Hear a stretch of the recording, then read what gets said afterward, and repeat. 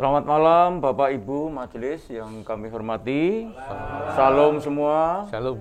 Demikian pula Bapak Ibu Jemaat yang berada di rumah masing-masing. Puji Tuhan, pada malam hari ini dengan santai kami bersama Majelis GKJ Klaten mengadakan persekutuan doa, di mana di sini nanti akan ada siraman rohani yang akan disampaikan oleh Bapak Pendeta Sugeng Prasetyo. Untuk itu kepada jemaat yang di rumah juga berkenan untuk mengikutinya. Nah, sebelum kita melanjutkan, mari kita bersama-sama memuji nama Tuhan dari Kidung Jemaat 439 bait 1 dan 4. Bila topan keras melanda hidupmu.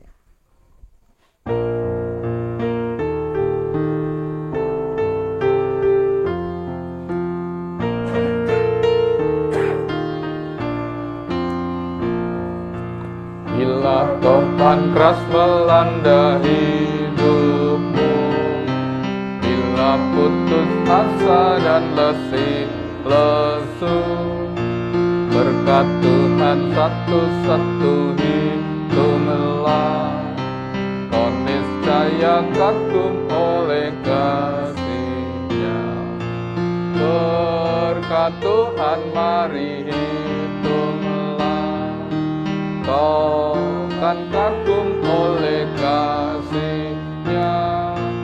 Berkat Tuhan mari hitunglah, kau niscaya kagum oleh kasih-Nya.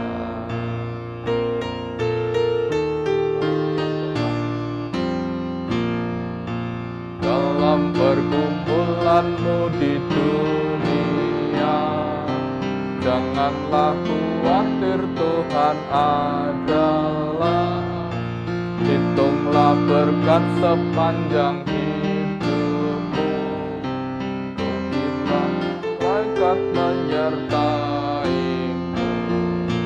Berkat Tuhan mari hitunglah, kau kan kagum oleh kasih-Nya. Berkat Tuhan mari hitunglah, kau niscaya kagum oleh kasih-Nya.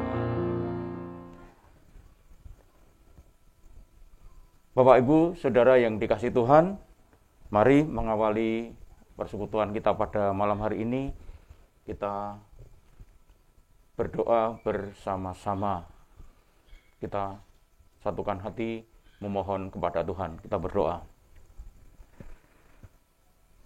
Puji dan syukur kami haturkan kehadirat-Mu ya Tuhan, atas pemeliharaan dan penyertaan Tuhan dalam kehidupan kami. Dan pada saat ini Tuhan, Engkau berkenan mengumpulkan kami, para majelis GKJ Klaten, di tempat ini dengan selamat.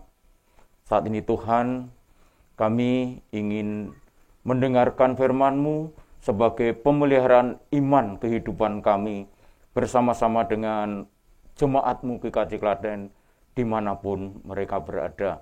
Namun sebelumnya Tuhan, kami mohon kiranya Tuhan berkenan untuk memberkati setiap kami yang mendengarkan, menjauhkan kami dari segala halangan rintangan, dan biarlah malam hari ini kami memperoleh suatu pembelajaran dari firman Tuhan sebagai penguatan kehidupan kami. Tuhan, kami menyerahkan seluruh kegiatan kami pada saat ini dari awal sampai akhir, dijauhkan dari segala halangan dan rintangan. Terima kasih ya Bapa, dan ampunilah segala dosa dan kesalahan kami. Di dalam nama Tuhan Yesus, doa ini kami panjatkan. Amin. Bapak, Ibu, dan Saudara yang dikasihi Tuhan, pada petang hari ini bersama-sama kita akan mengikuti siraman rohani dengan tema menata hidup bersama dalam damai sejahtera yang akan disampaikan oleh beliau Bapak Pendeta Sugeng Prasetyo. Waktu sepenuhnya kami haturkan. Semoga. Baik. Terima kasih Bapak Pariyadi yang sudah membuka rangkaian acara Sarasean maupun juga dalam bentuk siraman rohani, dalam artian ini juga menjadi sarana penyegaran ya Pak ya. Tapi duduknya suasananya dalam bentuk Sarasean, duduk bersama santai. Kebetulan kita menerima kesempatan yang indah ini, sudah lama tidak bersila bersama, nah ini kita bisa duduk bersila sambil silaturahmi satu terhadap yang lain. Saudara-saudara yang ada di rumah, kita akan menerima rangkaian permenungan dalam siraman rohani saat ini dalam bungkus tema menata hidup bersama dalam damai sejahtera. Gereja itu adalah kehidupan bersama, maka perlu ditata supaya suasananya selalu dalam damai sejahtera. Kurang lebih yang ingin kita capai adalah hal tersebut. Kita menerima pembacaan firman. Nanti saya mohon berkenan di antara Bapak Ibu ada yang menjadi relawan membacakan. Mari kita membuka Alkitab kita dari 1 Petrus pasal yang ke-5, Bapak Ibu dan Saudara semua. 1 Petrus pasal yang ke-5, ya. Ayat 1 sampai 6, lalu ayat 7 sampai 11. Silahkan, satu kaum pria membacakan, lalu satu kaum ibu membacakan. Untuk ayat 1 sampai 6, kaum bapak salah seorang mewakili membacakan. Lalu ayat 7 sampai dengan ayat 11 nanti satu orang ibu membacakannya. Ya. Ayat 1 Petrus 5 ayat 1 sampai 6 akan dibacakan oleh Pak Nugroho. Lalu nanti ayat 7 sampai dengan 11 akan dibacakan Bu Heni. Ya. Bu Heni. Baik. Baik, Bapak Ibu, akan saya bacakan firman Tuhan yang diambil dari 1 Petrus 5 ayat 1 sampai 6. Yang diberi judul, Gembalakanlah kawanan domba Allah. Aku menasihatkan para penatua di antara kamu, aku sebagai teman penatua dan saksi penderitaan Kristus, yang juga akan mendapat bagian dalam kemuliaan yang akan dinyatakan kelak. Gembalakanlah kawanan domba Allah yang ada padamu, jangan dengan paksa, tetapi dengan sukarela, sesuai dengan kehendak Allah, dan jangan karena mau mencari keuntungan, tetapi dengan pengabdian diri. Janganlah kamu berbuat seolah-olah kamu mau memerintah atas mereka yang dipercayakan kepadamu, tetapi hendaklah kamu menjadi teladan bagi kawanan domba itu. Maka kamu, apabila Gembala Agung datang, kamu akan menerima mahkota kemuliaan yang tidak dapat layu. Demikian jugalah kamu, hai orang-orang muda, tunduklah kepada orang-orang yang tua. Dan kamu semua, rendahkanlah dirimu seorang terhadap yang lain, sebab Allah menentang orang yang congkak, tetapi mengasihani orang yang rendah hati. Oleh karena itu, rendahkanlah dirimu di bawah tangan Tuhan yang kuat, supaya kamu ditinggikannya pada waktunya. Serahkanlah segala kekhawatiranmu kepadanya, sebab Ia yang memelihara kamu. Sadarlah dan berjaga-jagalah, lawanmu si iblis berjalan keliling sama seperti singa yang mengaum-ngaum dan mencari orang yang dapat ditelannya. Lawanlah dia dengan iman yang teguh, sebab kamu tahu bahwa semua saudaramu di seluruh dunia menanggung penderitaan yang sama. Dan Allah, sumber segala kasih karunia, yang telah memanggil kamu dalam Kristus kepada kemuliaannya yang kekal, akan melengkapi, meneguhkan, menguatkan, dan mengokohkan kamu sesudah kamu menderita seketika lamanya. Ialah yang empunya kuasa sampai selama-lamanya. Amin. Baik, puji Tuhan, demikian bunyi bacaan firman yang sudah kita dengar bersama-sama. Berbahagialah yang mau menjadi pendengar, merenungkan dan siap menjalani dalam kehidupan sehari-hari. Haleluya. Sekali lagi, shalom semua saudara yang ada di rumah. Ya, ya, Bapak Ibu yang ada bersama-sama di ruangan ini. Apa yang kita baca ini tadi, natsnya saya ambilkan dari ayat 1 dan 2 dan ayat 10 saya ulangi. Firman-Nya demikian, 1 Petrus 5 ayat 1 dan 2 ditambah ayat 10. Aku menasihatkan para penatua di antara kamu. Aku sebagai teman penatua dan saksi penderitaan Kristus, yang juga akan mendapat bagian dalam kemuliaan yang akan dinyatakan kelak. Ayat 2. Gembalakanlah kawanan domba Allah yang ada padamu. Jangan dengan paksa, tetapi dengan sukarela, sesuai dengan kehendak Allah. Dan jangan karena mau mencari keuntungan, tetapi dengan pengabdian diri. Ayat yang ke-10. Dan Allah sumber segala kasih karunia, yang telah memanggil kamu dalam Kristus kepada kemuliaan-Nya yang kekal, akan melengkapi, meneguhkan, menguatkan, dan mengokohkan kamu sesudah kamu menderita seketika lamanya. Demikian bunyi sabdanya. Bapak Ibu yang ada di rumah maupun sanak saudara Bapak Ibu penatua diaken yang bersama dalam sarasean malam hari ini, ya. Kira-kira keinginan hidup bersama dalam sebuah persekutuan gereja, ada ndak di antara kita itu yang bisa menemukan gereja sempurna? Kinten-kinten wonten apa mboten nggih?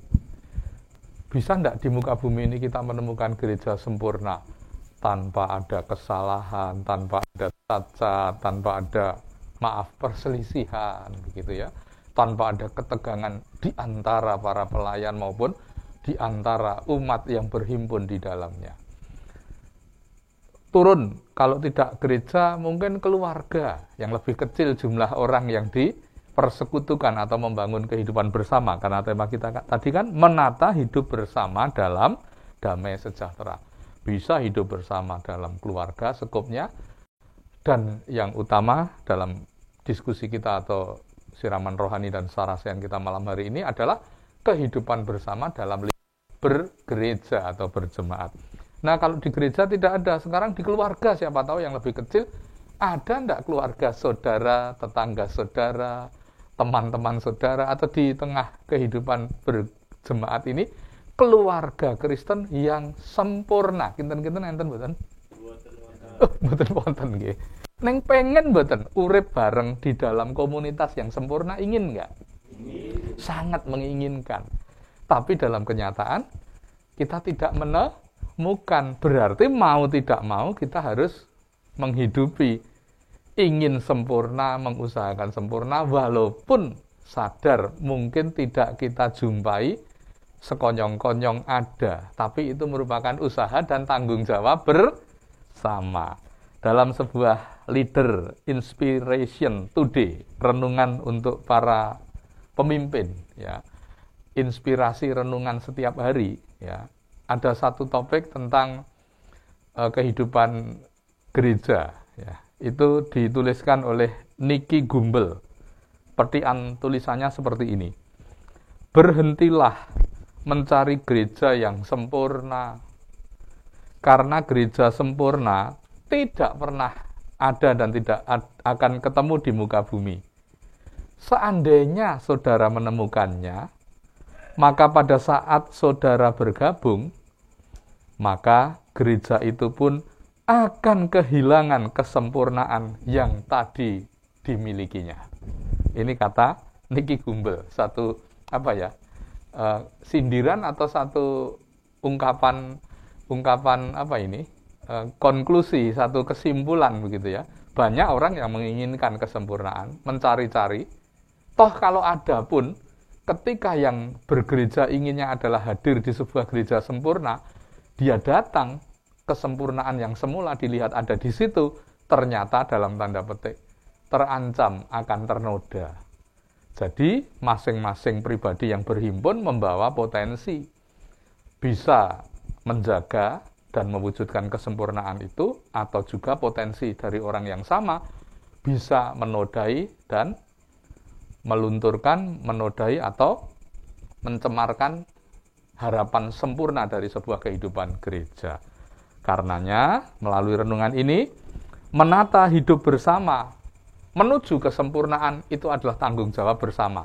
Mari kita tata, mari kita tanggung jawabi, dan mari kita usahakan bersama. Bukan berposisi hanya sebagai pengikut, hanya sebagai hadirin, tapi menuntut semua terjadi dalam kesempurnaan. Tapi siapapun yang hadir harus punya usaha, harus punya andil, dan punya peran mewujudkan apa yang menjadi harapan gereja, keluarga, kebersamaan, apapun itu menjadi sempurna adalah tuntutan yang harus kita penuhi bersama. Bukan kita menuntut pihak lain untuk memenuhi dan kita menikmati hadir di dalamnya.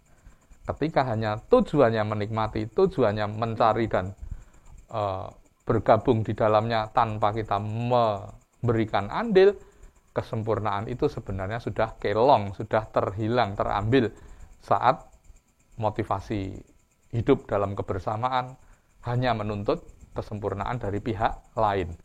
Namun sekali lagi garis bawahnya kesempurnaan, ketentraman, kedamaian itulah tanda-tanda harapan sebuah kebersamaan yang sempurna. Kita menemukan kedamaian, kita menemukan kasih, kita menemukan kebersamaan.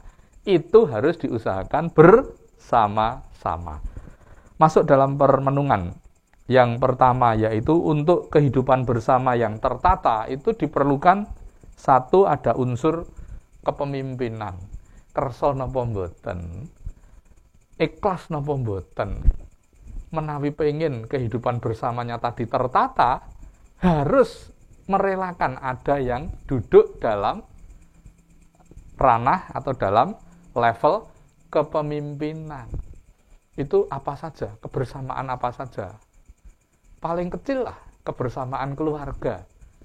Ya, kalau tidak ada pemimpin, itu dalam bahasa Latinnya, pemimpin itu kepala. Bahasa Latinnya itu arche. Ya, kalau suatu perhimpunan, suatu kebersamaan itu tanpa ada kepala, perhimpunan paling sederhana adalah perhimpunan tubuh raga kita ini. Kalau tubuh raga kita ini tanpa kepala, berarti urip tanpa kepala, gembung tok gitu ya. Padahal kepala ini adalah pusatnya pengendali. Jadi ada istilah tanpa kepala bahasa Indonesia. Kalau di bahasa Latin kan kepala tadi arche, tanpa itu en. Berarti tanpa kepala, en arche yang kita kenali dengan bahasa Indonesia saat ini adalah anarki.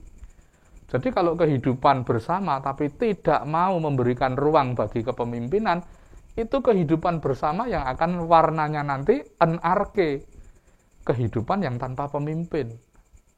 Bapak Ibu memahami apa arti anarki? Dalam bahasa Indonesia yang kita pahami, perbuatan anarki, ya, perbuatan yang napa Pak? Pak Yonin, anarki napa Pak? Pemahaman umumnya. Tidak terkendali. Wah, suka-suka, ya bisa terjadi perbuatan-perbuatan yang tidak membawa keadilan, ketentraman, kedamaian. Jadi, menata kehidupan bersama, modal pertama harus memberikan ruang bagi kepemimpinan. Ya, lalu yang kedua, namanya bersama, pasti punya kehendak. 5 orang berkumpul, ya kehendaknya 5. Sansaya oke kehendak. Nah, untuk menata kehendak itu diperlukan ruang kedua selain kepemimpinan, kehidupan bersama biar tertata, harus menyediakan ruang yang namanya ruang keputusan bersama. Karena kehendaknya banyak, ning sing ditindakne kudu yang dikerjakan satu arah, maka yang bersama-sama itu menyatukan kehendak dan membuat keputusan bersama. Tidak diputuskan masing-masing, nanti tidak ada pemimpin lagi, itu ruang kepemimpinannya tidak bekerja. Nah, tugas dari ruang kepemimpinan ini adalah menghimpun ruang kedua, yaitu kehendak dari orang yang banyak berhimpun ini. Tugas dari pemimpin adalah menata dan mengatur untuk melahirkan keputusan bersama. Lah nek wis dadi keputusan, juga tidak boleh dalam memutuskan ini ruang kepemimpinan semena-mena, ruang kepemimpinan menguasai, tapi merupakan mendengar, menyalurkan, mewadahi apa yang menjadi kehendak bersama dari sejumlah orang yang berhimpun dalam sebuah kebersamaan tersebut. Demikian pula, kalau itu sudah jadi keputusan bersama, semua yang ada dalam kebersamaan menghormati apa yang sudah diputuskan. Nah, di gereja Kristen Jawa, nilai-nilai ini sudah dihidupi. Nilai-nilai ini sudah ada, nilai-nilai ini sudah ditata. Jadi kita syukuri sekali. Perangkat untuk menciptakan, menata kehidupan bersama yang penuh damai sejahtera, tata gereja kita sudah mengatur. Ruang kepemimpinan gereja ada di mana? Yang Bapak Ibu kenali? Ada di dalam ruang yang namanya lembaga majelis gereja. Di sana tidak satu orang tunggal majelis, tapi merupakan kepemimpinan jamak atau kepemimpinan yang dilakukan bersama antara 3 jabatan gerejawi, yaitu jabatan penatua, jabatan diaken, dan jabatan pendeta. Kepemimpinan jamak atau kepemimpinan kolektif. Ya. Ini pun piyayinya tidak hanya 1 orang, tapi terdiri dari sekian puluh. Yang ada di GKJ Klaten ada berapa? Iya, 22. Jadi, arke, kepala gereja Kristus, dalam menggembalakan, menata kehidupan gereja, mewujud dalam 3 jabatan ini. Jabatan penatua, jabatan diaken, dan jabatan pendeta. Ini menjadi arkenya kehidupan umat, kehidupan gereja dalam bentuk kepemimpinan bersama-sama atau kolektif penatua, diaken, dan pendeta. Apa yang diputuskan berdasarkan pertimbangan, mendengar, memperhatikan. Ya, mendengar memperhatikan bukan berarti setiap suara langsung diketuk sebagai sebuah keputusan, tapi menjadi pertimbangan karena suara yang disaring, yang diterima adalah lebih dari satu kelompok, satu pribadi yang nanti menjadi keputusan. Itulah keputusan yang sudah dipertimbangkan terhadap segala pendapat maupun kondisi umat yang jumlahnya banyak tersebut. Yang ketiga, selain unsur keputusan bersama, untuk menata kehidupan bersama dalam damai sejahtera, diperlukan sikap satu terhadap lain yang jumlahnya tidak sedikit ini tadi, yaitu sikap saling. Bisa saling mendukung, bisa saling mengingatkan, bisa saling mengisi, bisa saling menopang, bisa saling membantu, bisa saling menghargai. Saling yang sifatnya positif itu adalah alat menata kehidupan bersama menuju kesempurnaan, damai sejahtera. Amin Bapak Ibu. Jadi punya pola yang ketiga, modal yang ketiga, yaitu ruang kerjasama yang sifatnya saling. Yang positif loh ya, karena saling juga bisa bersifat negatif. Contohnya sikap negatif itu saling apa Pak? Saling apa Pak? Ya, yang saling ngerasani berarti membicarakan hal yang kurang baik, saling membicarakan yang negatif dari masing-masing anggotanya. Saling yang negatif napa Pak Wawan? Saling apa? Balas, saling membalas ya, saling membalas. Saling yang negatif apa Bu Maria? Hah? Saling menyimpan amarah, kedendaman, saling dalam kehidupan bersama, tapi ada saling mendendam, ingin membalas, dan seterusnya. Itu yang negatif. Ruang itu tidak perlu ada dan tidak perlu diberi tempat. Tapi yang perlu ada adalah ruang saling yang sifatnya positif, membangun, memajukan, memupuk nilai-nilai kebersamaan itu sendiri. Ya, sudah 3 yang perlu ada dan menjadi tanda kebersamaan menuju kepada kesempurnaan. Yang keempat dan yang terakhir, maksudnya yang terakhir, modal yang harus dimiliki untuk menata kebersamaan menuju damai sejahtera, yaitu tujuan bersama dicapai bersama-sama. Yang keempat, dalam kehidupan bersama harus punya tujuan dibangun dan dicapai bersama-sama. Ya, ada sebuah meja segi 4 ya. Lalu ada 4 orang berdiri di ujung sebelah barat dan timur ya. Yang sebelah barat ada 2 orang di depan dan di belakang, di sebelah timur 2 orang di depan dan belakang. 4 penjuru mata angin ini berarti ya, utara, timur, selatan. Ya, kalau meja ini yang bobotnya mungkin hanya di bawah 10 kilo ya. Ini diangkat, tapi tujuan dari 4 orang itu sudah berbeda arah. Meja itu tidak akan berpindah bukan karena beratnya, bukan karena terlampau besarnya meja, tapi karena beda arah. Yang di sebelah barat menuju ke arah barat, menghadapnya akan mengangkat meja itu ke barat, yang di sebelah timur mengangkat meja itu dan akan membawanya ke arah timur. Lebih parahnya lagi, yang di selatan akan menggotongnya ke timur selatan, yang di barat ke barat selatan. Wah, mejanya jadi berat sekali, padahal ambiar ya. Kalau bisa ambiar, bisa lepas enak itu. Kalau enggak mau ambiar itu deh ya, malah ungkek-ungkek enteknya tenaga di tempat gitu ya. Jadi itu ilustrasi saja, kalau satu kursi atau satu meja diangkat tapi arahnya berbeda. Ringan pun jadi berat, mudah pun jadi sulit, ya. Kecil pun jadi seperti masalah yang besar sekali. Jadi menentukan arah dan mencapai bersama-sama adalah poin keempat yang menjadi syarat mendasar kehidupan bersama kita bisa ditata menuju kesempurnaan atau kepada damai sejahtera. Ini satu pengantar topik dari tema kita 4. Saya ulangi sekali lagi, untuk bisa menata menuju damai sejahtera harus ada ruang kepemimpinan. Yang dihormati, yang dihargai bukan berlebihan, supaya tidak terjadi anarki, hidup bersama tapi tanpa kepemimpinan, tanpa kepala. Kalau anarki, tadi kata pendapat, hidup tanpa kepala ya akan seling surup, ya bingung menentukan sikap, bisa terjadi kekeosan atau kekacauan. Ruang yang kedua adalah ruang keputusan bersama. Banyak kehendak harus disatukan.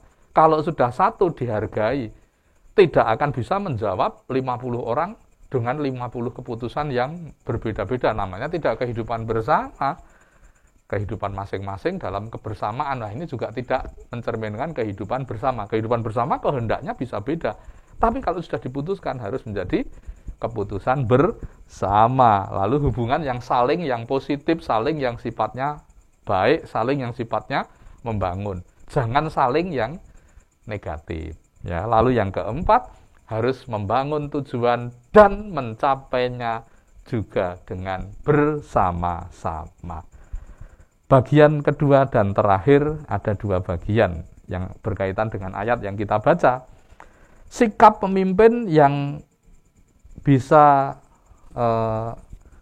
sifat kepemimpinan atau yang bisa diperhatikan dalam memimpin. Jadi mereka yang duduk di ruang kepemimpinan itu harus disangoni dengan sikap untuk menopang kebersamaannya supaya menjadi kebersamaan yang damai sejahtera. Mereka yang menerima kesempatan duduk di ruang kepemimpinan, surat 1 Petrus tadi memberikan nasihat di ayat 2, harus memimpin dengan sikap dan sifat menggembalakan. Ya, jangan menguasai, jangan mencari untung. Wah, orang Jawa bilang, dupeh lagi untuk kursi kepemimpinan, memimpinnya dengan keras, memimpinnya dengan motivasi negatif, ingin mendapat keuntungan, ingin mendapat pujian, ingin mendapat hal-hal yang sifatnya kembalinya hanya kepada pribadi pemimpin itu. Ya, kebersamaan bisa damai sejahtera kalau para pemimpinnya berhati gembala. Tidak untuk menguasai, tidak untuk mengambil keuntungan. Ada di ayat 2, gembalakanlah kawanan domba Allah yang ada padamu. Jangan dengan paksa, tetapi dengan sukarela, sesuai dengan kehendak Allah. Jadi memimpin tulus, tidak untuk motivasi salah, dan ada kehendak Allah. Memimpinnya harus disertai untuk kepentingan kehendak Tuhan terjadi, bukan untuk kepentingan manusiawi, ambisi pribadi, ego pribadi. Yang berikutnya masih untuk sikap seorang pemimpin dalam memimpin kebersamaan biar menuju ke damai sejahtera, menuju kesempurnaan. Itu mereka yang ada di ruang kepemimpinan diingatkan. Ya, supaya ayat 3 menjadi teladan. Bisa hidup menjadi teladan. Seorang pemimpin keteladanannya bisa hal-hal yang sifatnya keteladanan ideal, ya. Bagaimana hidup, bagaimana berelasi, bagaimana kualitas moralnya, ini adalah keteladanan. Tapi juga jangan salah bahwa pemimpin itu dijadikan teladan keseluruhan hidupnya, termasuk kelemahan-kelemahan atau mengatasi kelemahan-kelemahan hidupnya. Ya, bagaimana seorang pemimpin ketika dia tersandung masalah? Sekalipun tersandung masalah, bukan berarti sepi dari keteladanan. cara dia menyelesaikan masalah itu bisa menjadi keteladanan loh. Ada pemimpin yang tidak gentle, ada pemimpin yang dalam tanda petik tidak menyelesaikan, tidak berani menghadapi hal-hal yang bersifat masalah kehidupannya. Tapi ada pemimpin yang justru bermasalah. Jadi pemimpin bukan berarti terus nihil dari kekurangan, nihil dari masalah, ya Bapak Ibu. Namun ketika dia ada dalam ruang masalah, cara dia memanajemen dan menyelesaikan itu pun adalah sebuah keteladanan. Ya, walaupun kejadiannya tidak bernilai positif, tapi cara menyelesaikannya bisa jadi menjadi pelajaran yang positif. Contoh dalam Alkitab, nah kalau di antara kita mungkin nggak ada contoh ideal di Alkitab, ada tokoh yang bernama Daud.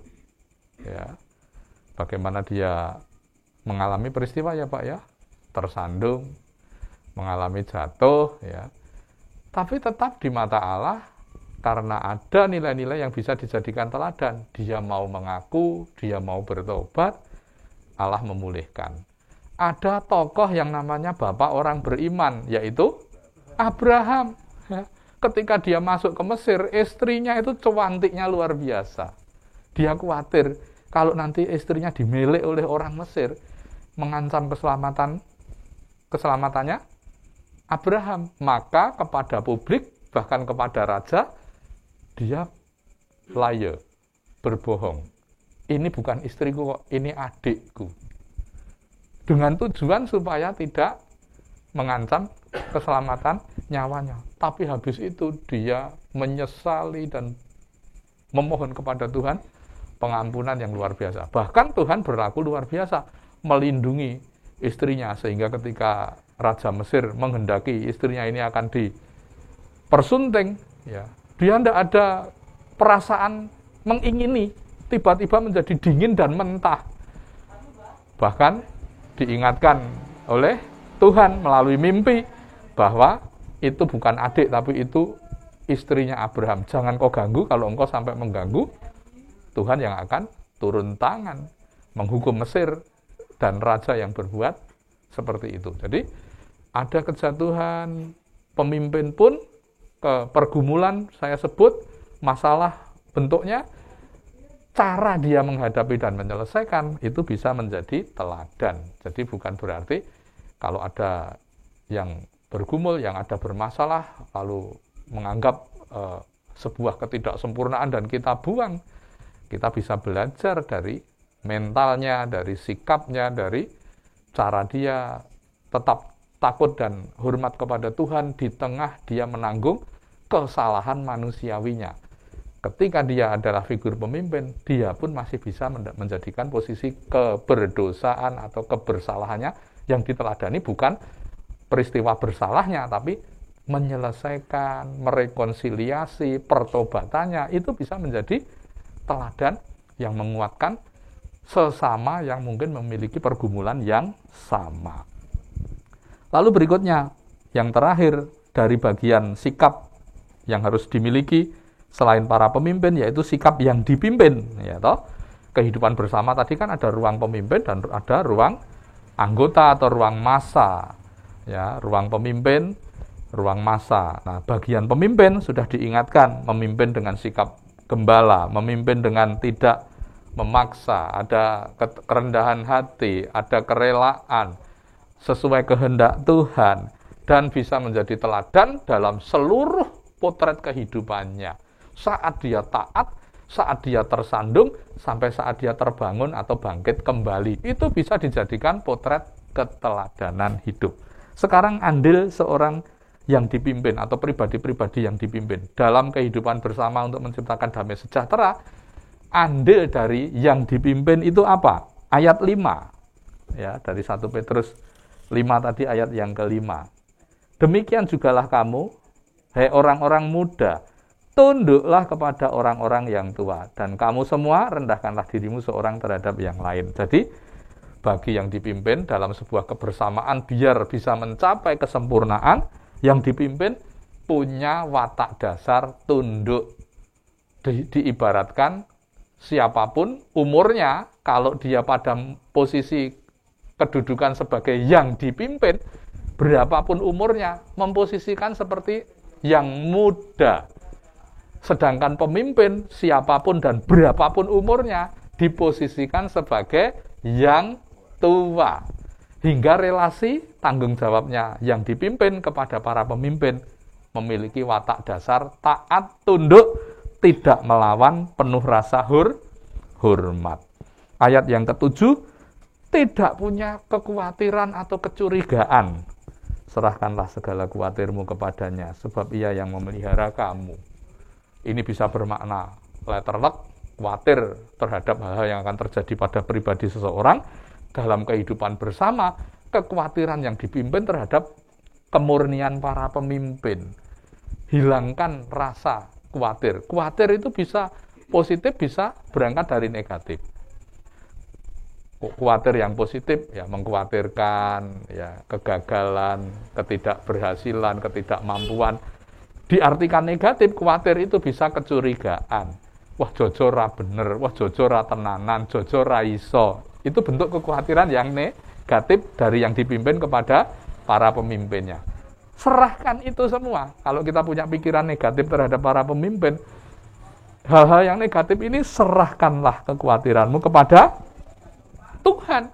Biar dia nanti bertanggung jawab kepada Tuhan. Kalau menyimpangkan tanggung jawabnya sebagai pemimpin, kita yang dipimpin punya kekhawatiran akan hal itu, tugas dan kewajiban kita adalah menyerahkan itu kepada Tuhan. Yang berikutnya ayat 8 dan 9, bersama-sama menanggung dan menghadapi godaan. Dituliskan di sini, iblis seperti singa mengaum-ngaum. Dalam kehidupan bersama banyak godaan.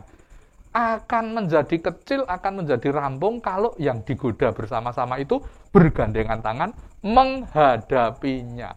Sehingga tidak ada satupun yang tercaplok dalam godaan itu. Kalau itu dihadapi bersama-sama. Itu tanggung jawabnya yang dipimpin.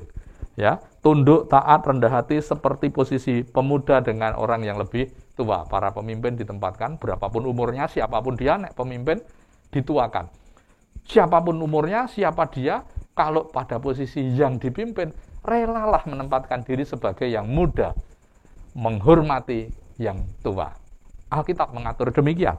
Lalu ayat yang 8-9, hadapi godaan. Sebesar singa yang mengaum-ngaum, kalau dihadapi bersama, rampung. Gitu ya. Nek singa mengaum-ngaum, terpencar dan tercerai-berai, ada yang kecaplok, ada yang rusak, ada yang tercabik, hingga hidup bersama kita tidak dalam suasana damai sejahtera.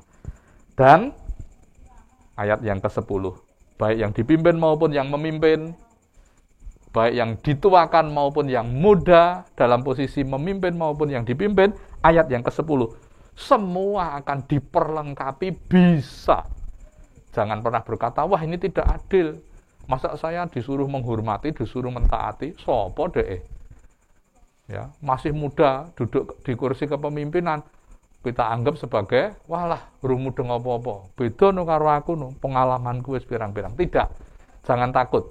Yang dipimpin semuda apapun, yang memimpin sesenior apapun, semua sanggup untuk mengerjakan bagiannya itu. Karena ayat 10, dan Allah sumber segala kasih karunia yang telah memanggil kamu dalam Kristus kepada kemuliaannya yang kekal, akan melengkapi, meneguhkan, menguatkan, dan mengokohkan kamu sesudah kamu menderita seketika lamanya. Jadi Allah akan memperlengkapi, meneguhkan masing-masing di bagiannya.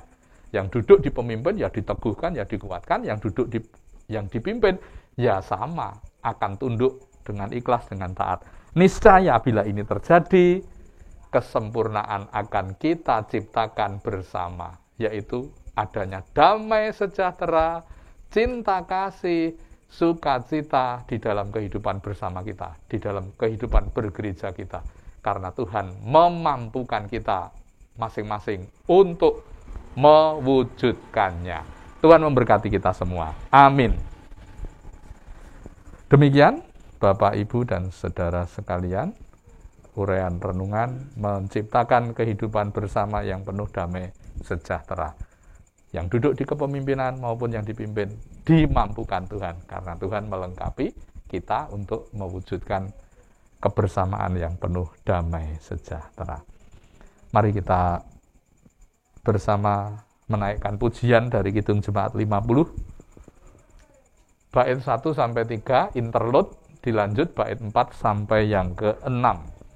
Dari sabda ini menjadi petunjuk kehidupan bagi kita. Kidung Jemaat 50.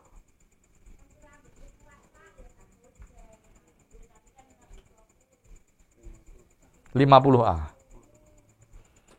50A. Bait 1 sampai 3 interlude, lalu 4 sampai 6. Singkat kok. Sabdamu abadi.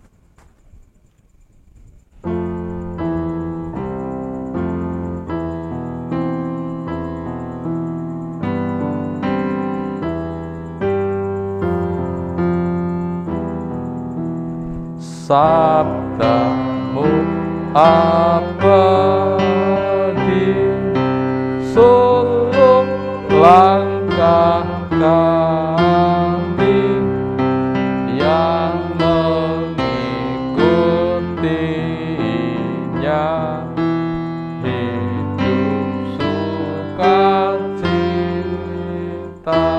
Langsung bait kedua. Di tengah sabdamu harapan, sumber penghiburan, kabar keselamatan. Bait ketiga. Abad dan tobat, sabdamu dalam kekelaman, jalan kami aman. Intro.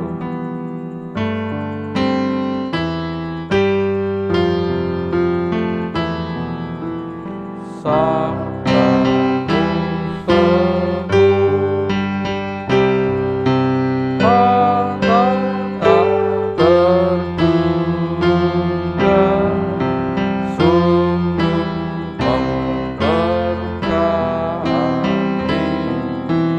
yang membuka hati, sabdamu nasihat dalam hidup insan, cahaya pengharapan, bila ajal terakhir. Tolong agar kami rajin mendalami, lalu melakukan sabdamu ya Tuhan. Kita bersama satu hati dalam doa.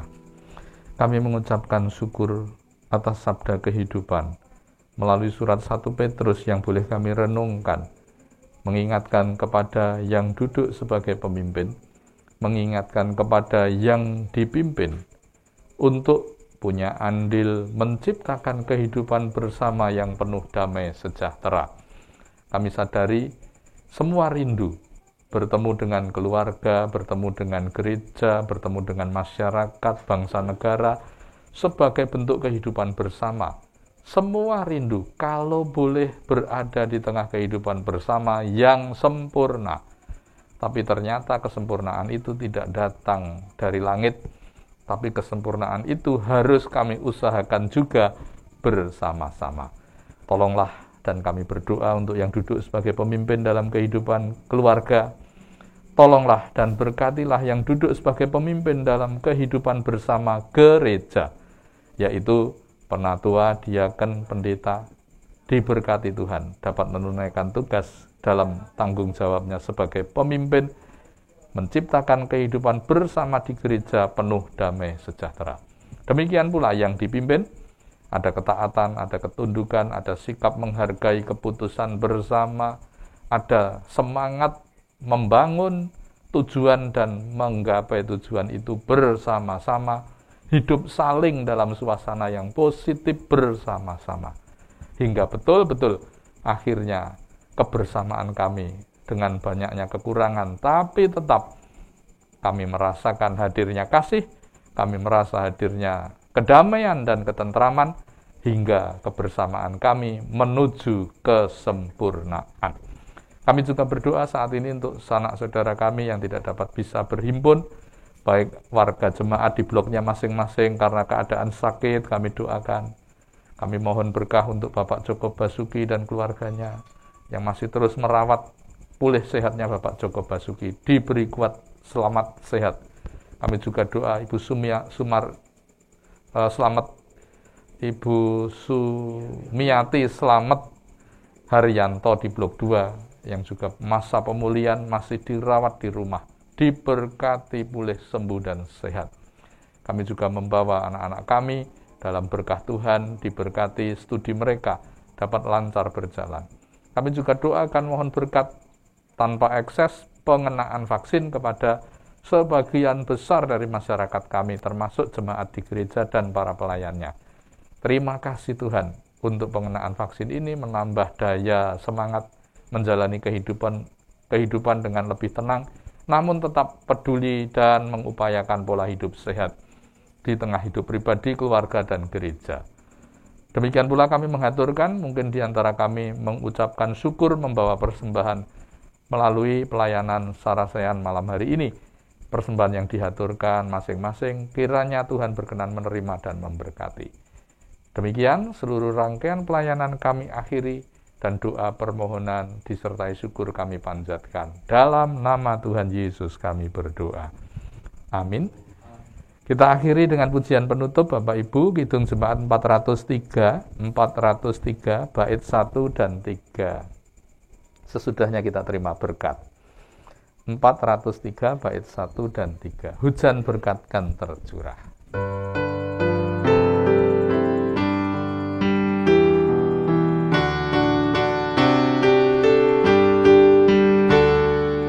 Hujan berkat kan tercurah, itulah janjiku,